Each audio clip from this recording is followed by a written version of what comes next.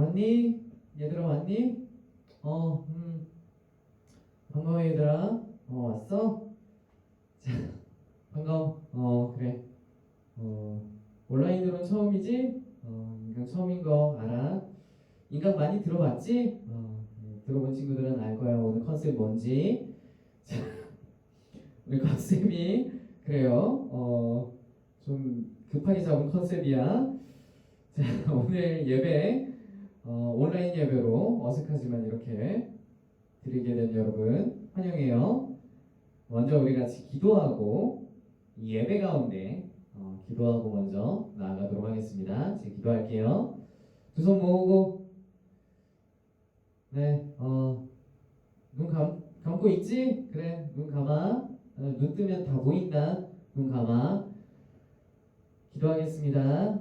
사랑이 많으신 하나님 아버지 주님 감사합니다. 하나님께서 우리를 붙잡아 주시고 우리가 이 나라의 이렇게 혼란스러운 상황 속에서도 비록 얼굴로 만나지는 못하지만 이 자리 가운데 온라인으로 나와서 함께 예배드릴 수 있게 하시니 감사합니다. 하나님, 우리가 주님 앞에 나와왔습니다. 주님, 이 예배도 주님께서 기쁘게 받아주실 줄 믿습니다. 우리가 있는 각 처소마다 하나님 은혜로 영으로 함께 하시고 우리가 온전한 예배를 드릴 수 있도록 주님 예배 가운데 함께 하셔서 예배를 기뻐 받아 주시옵소서. 감사합니다. 주님, 예수님 이름으로 기도드립니다. 아멘. 자, 기도했지? 그래. 자, 본문 보자. 본문 어디야? 우리 어디까지 진도 나갔니? 그래.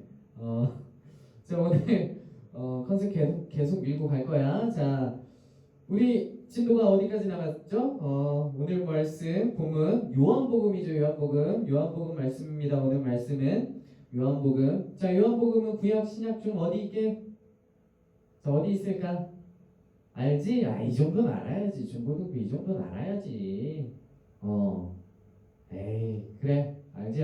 그래. 맞아. 구약? 아니죠. 신약이 있습니다.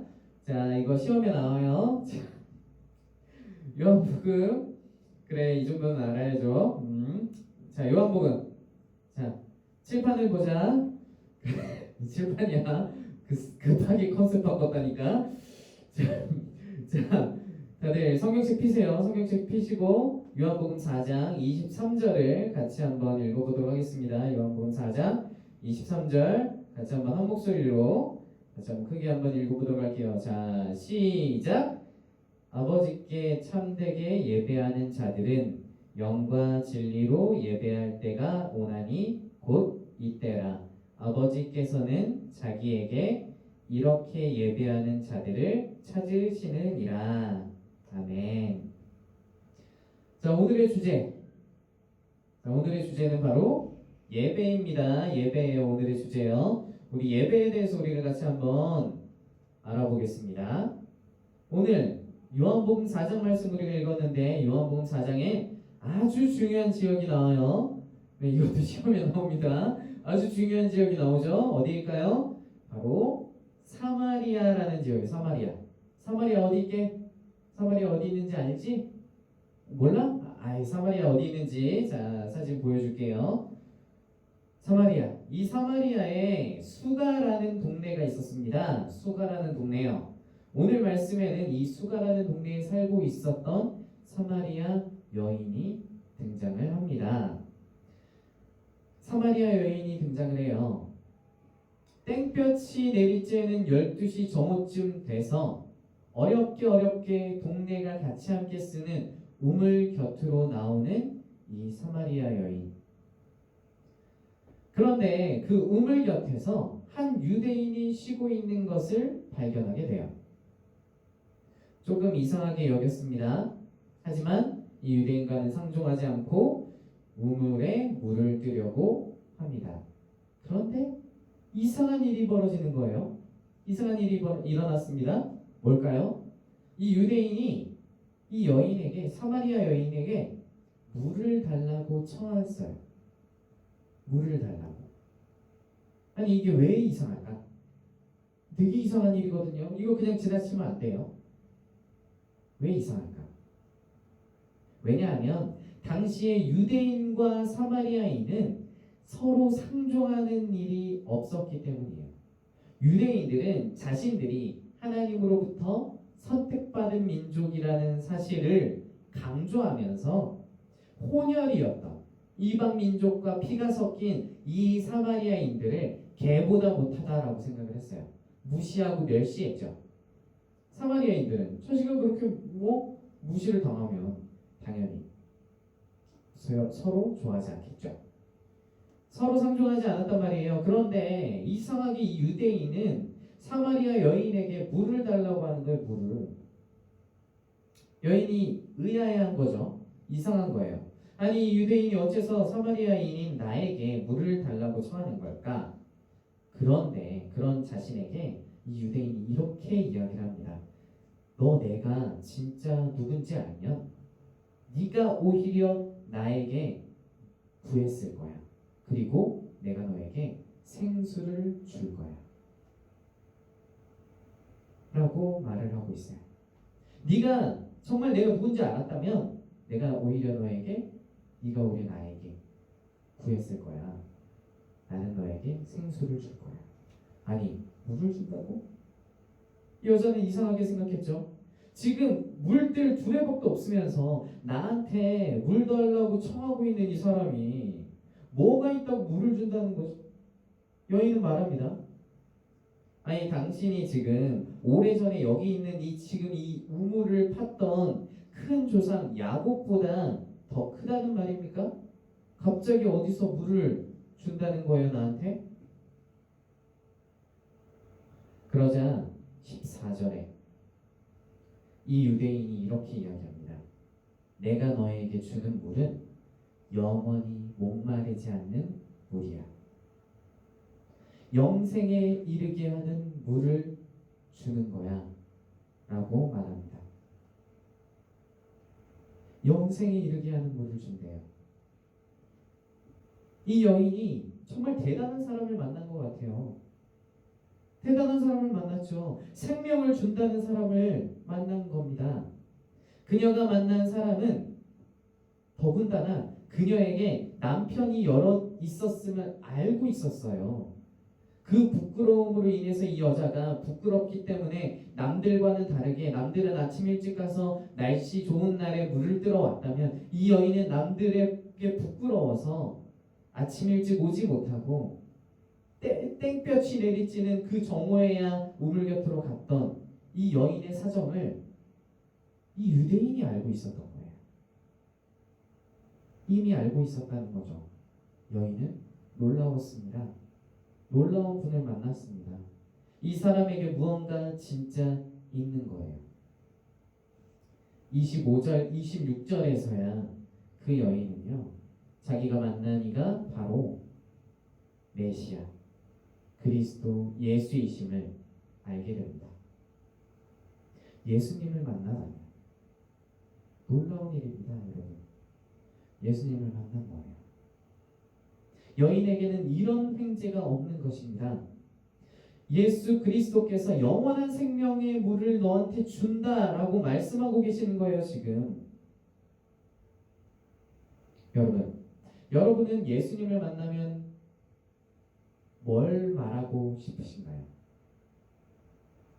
여러분이 예수님을 만났어요. 그러면 어떻게 하고 싶어요? 무엇을 말하고 싶어요? 나에게 영생을 주십시오. 아니면 나에게 놀라운 은혜를 더해 주십시오. 기적과 같은 일을 경험하게 하여 주십시오. 이 여인은요, 자신에게 영원한 생명의 물을 준다라고 하는 이 사람을 만나서 이런 질문을 하게 돼요. 19절과 20절에 보면 이렇게 질문합니다. 이 여인이 우리 조상은 이 산에서 예배를 드렸는데 선생님네, 이 유대인은 선생님이라고 칭하죠. 선생님네 유대인들은 예배드려야 할 곳이 예루살렘이라고 합니다. 어떡하죠? 이 여인은요, 예배에 대해서 물어보고 있어요.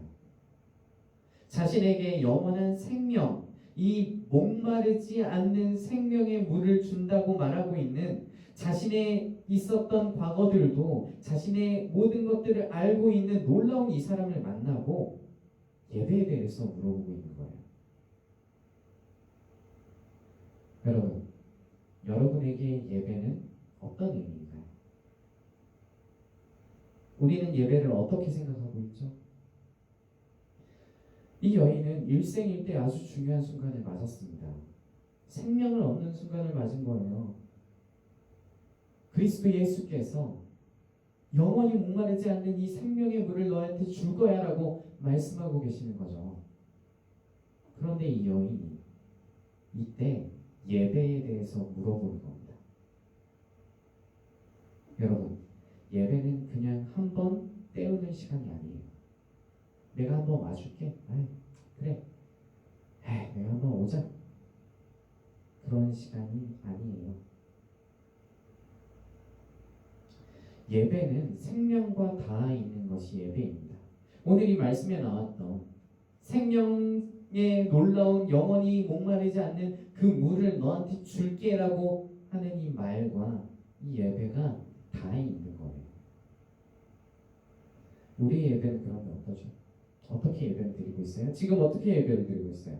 온라인으로 드리는 예배 가운데 여러분들은 어떻게 예배를 드리고 있나요? 이 예배가, 우리가 드리고 있는 이 예배가 생명을 바라보면서 드려지고 있나요? 생명을 보며 이 예배를 맞이하고 있으십니까? 예수님은 그리고 이 여인의 물음에 진정한 예배를 이야기하십니다. 아니, 이 여인은 물어본 거죠. 당신의 유대인들이 예루살렘에서만 예배 드려야 된다며요. 우리 사마리아인들은 저기 그리심산 저기 산에서 예배를 드려야 된다라고 이야기를 해요. 어떡하죠? 어디 가서 예배를 드려요? 이 산도 아니고 예루살렘에만 있는 것이 아니라 영과 진리로 드리는 예배, 하나님이 영이시기 때문에 신령과 진정으로 드려지는 예배에 대해서 예수님은 대답하세요. 영이신 하나님께 드려지는 영과 진리의 예배가 그때가 올 것이라고 말씀하고 계세요. 영과 진리로 드린다는 거죠. 요한복음에서는 영은 인간과 대비되어서 생명을 주시는 분, 특별히 3장에서는 바람처럼 보이지는 않지만 소리는 들리면서 그 효과는 확실한 것으로 말씀하고 있어요. 즉, 이 영이신 영, 하나님의 영으로 사람이 거듭나게 되고 새 생명의 원리를 따라 살게 하시는 게 바로 이 영이라는 거예요. 진리는 이 영을 뒷받침해주고 있어요. 참된 영이신 성령 안에서 참된 진리 안에서 드려지는 예배, 영과 진리로 드린다는 이 예배는 눈에는 보이지 않지만 진실로 우리 안에 놀라운 일들, 생명이 일어나는 일들을 이루시는 참되신 하나님을 바라보는 예배를 말씀하고 계시는 거죠. 그러니까 이 산에서만 예배를 드리는 것도 아니고 예루살렘 성전에서만 예배를 드릴 수 있는 것도 아닌 거예요. 예배, 영과 진리의 예배. 우리의 예배는 영과 진리로 드리는 예배입니다. 지금 여러분이 드리고 있는 이 예배 또한 그곳에서 하나님을 바라보며 하나님이 보여주시는 놀랍고 큰 생명의 일들을 소망하며 나아가고 있는 그 자리가 예배의 자리인 거예요. 그리고 예수님은 자신이 그리스도라고 말씀하십니다. 내가 그리스도임을 예수님께서 드러내십니다. 예수님께서 예수 그리스도께서 이 땅 가운데 오심으로 말미암아 우리를 대신해 십자가의 죽으심으로 구속하신 그 구원을 행하신 일로 인해서 우리는요 이 예배, 영과 진리를 드리는 이 진정한 예배를 드릴 수 있게 되었어요. 그래서 예수님께서 이 여인에게 말하는 거죠. 이 산도 아니고 저 예루살렘이 아니라 영과 진리로 드리는 그 예배의 때가 올 거야. 예수님이 우리를 구원하십니다. 우리가 주님 앞에 진정으로 나아갈 수 있는 영과 진리로 드려질 수 있는 예배, 그 예배를 가득히 하신 거예요. 예수님께서 고난받아서 십자가에 죽으실 때 어떤 일이 일어났냐면 예루살렘 성전에 지성소를 나누고 있던 휘장이 찢어집니다. 전에는 사람들이 이 지성소라고 하는 커튼, 휘장으로 가려져 있던 이 안쪽으로는요 아무나 들어갈 수가 없었어요. 하나님이 계신 법궤가 그 안에 있는데, 지성소 안에 있는데 이 거룩한 지성소, 그 장소에 들어갈 수가 없었어요. 대제사장이 아니고서는 이 지성소에 들어갈 수 없어요.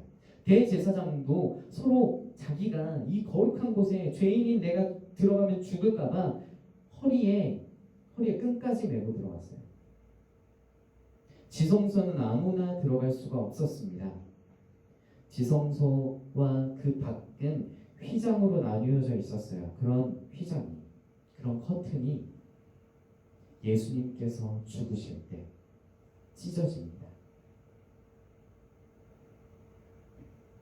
이제 우리에게 어떠한 특정한 곳이 아닌 영이신 하나님께서 진정으로 예배를 드릴 수 있는 날, 그날이 온 것입니다.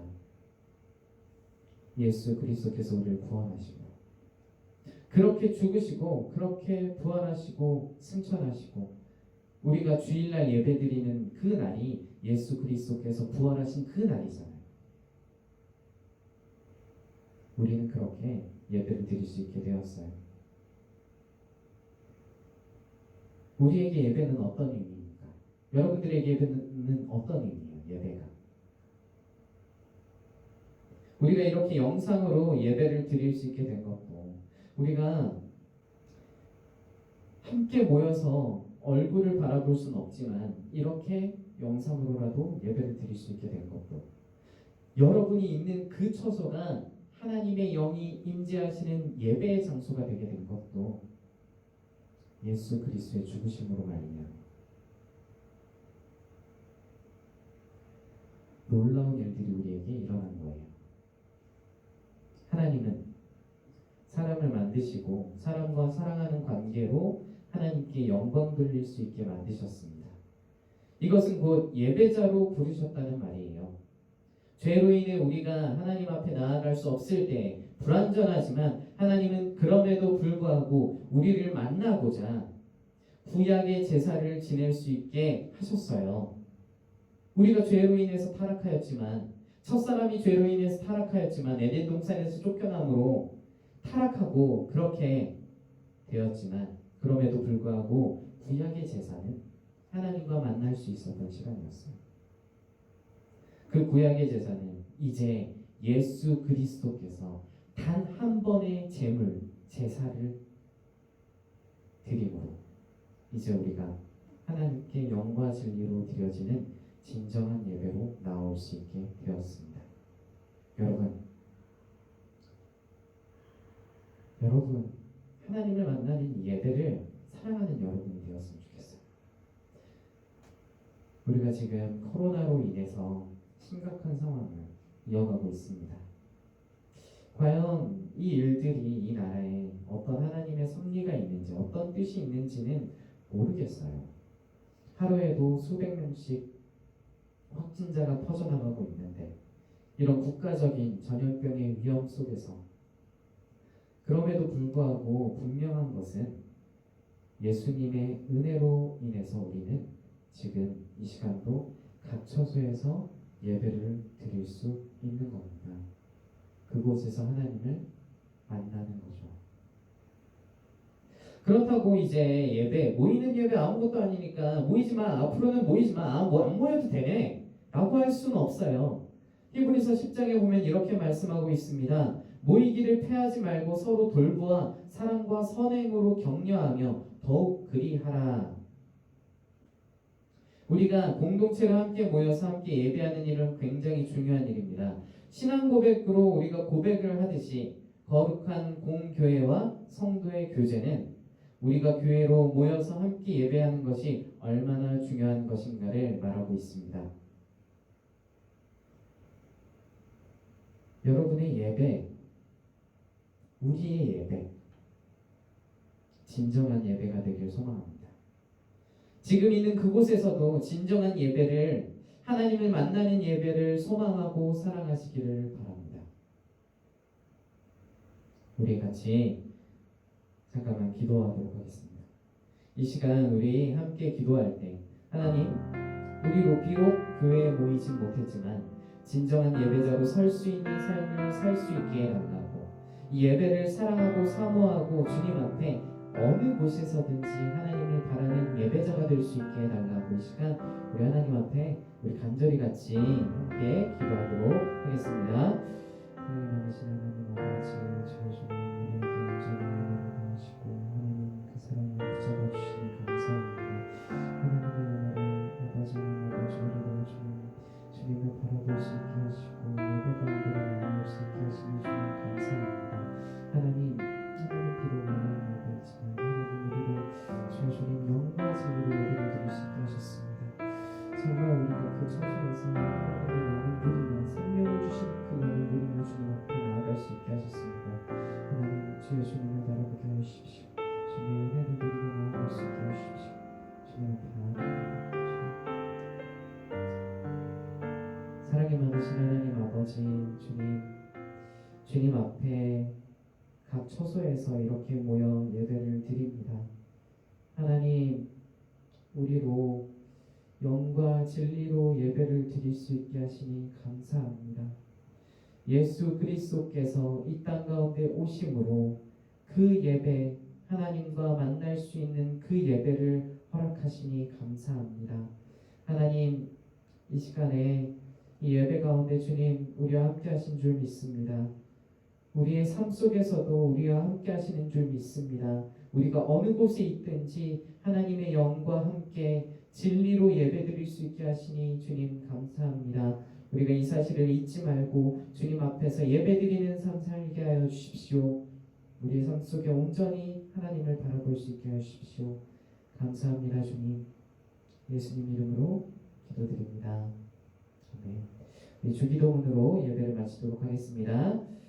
하늘에 계신 우리 아버지, 아버지의 이름을 거룩하게 하시며 아버지의 나라가 오게 하시며 아버지의 뜻이 하늘에서와 같이 땅에서도 이루어지게 하소서.